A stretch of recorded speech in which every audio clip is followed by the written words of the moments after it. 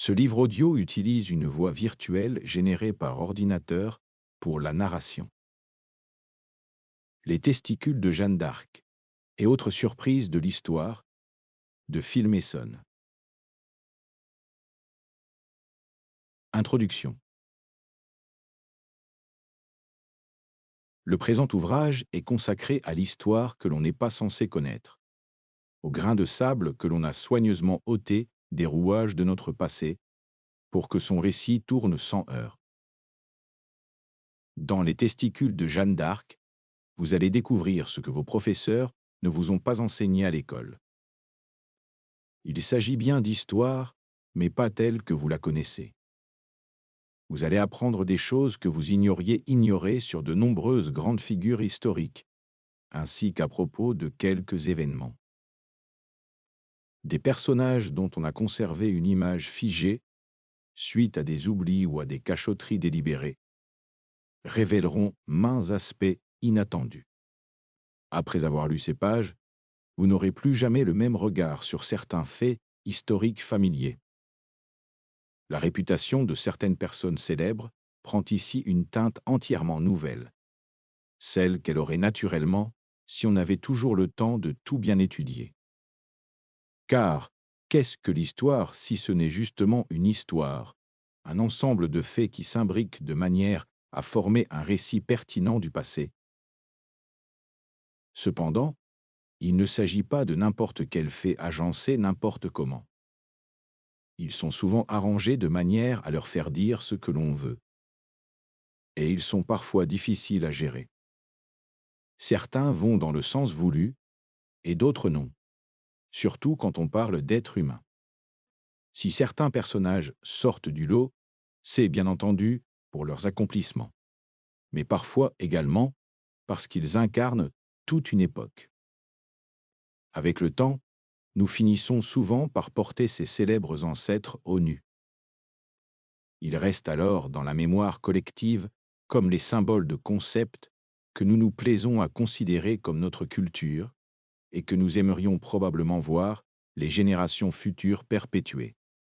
La bravoure, l'abnégation, l'art du commandement, l'intégrité, le sens du devoir, la sagesse, l'inventivité et une infinité d'autres choses. Par conséquent, quand les faits poussent dans des directions différentes, il devient difficile de tenir un discours net et objectif.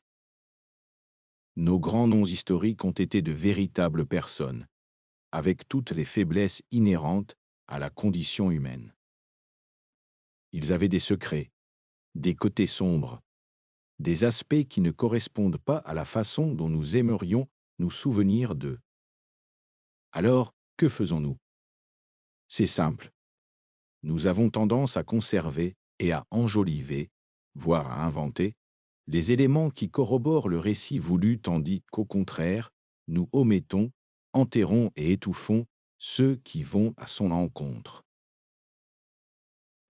Ainsi, l'histoire que l'on nous enseigne dans notre enfance et que nous transmettons aux générations suivantes est-elle claire, nette, facile à comprendre?